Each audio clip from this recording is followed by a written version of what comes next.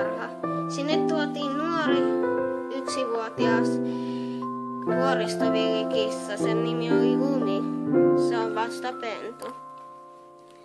Kuitenkin se on aivan innoissaan, kun pääsee uuteen asuinpaikkaan, mutta yhtäkkinen väsymys tulee ja hän nukahtaa rauhoitusaineen vaikutuksesta.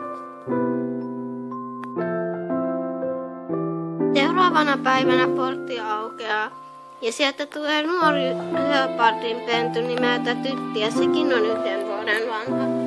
Lumi kiinnostuu sitä ja alkaa kuitenkin heti sähistä sillä.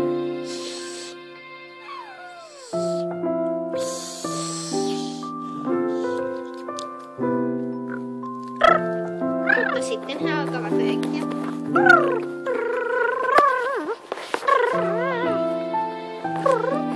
Ja kiipeävät oksaa pitkin ylös.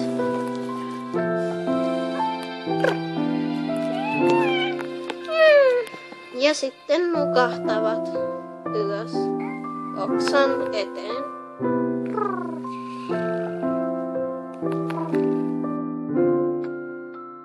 Seuraavana aamuna kissat heräävät iloisin mielin aamupesulleen.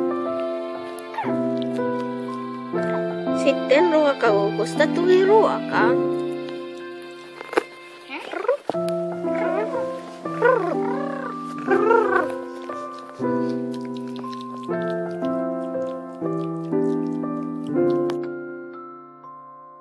Ruoan jälkeen kissat alkavat perinteiseen tapaan leikkiä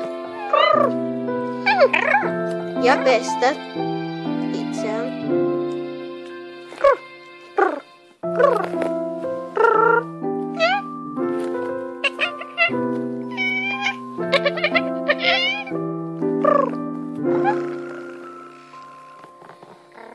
Mutta lopulta päiväunet vievät voiton.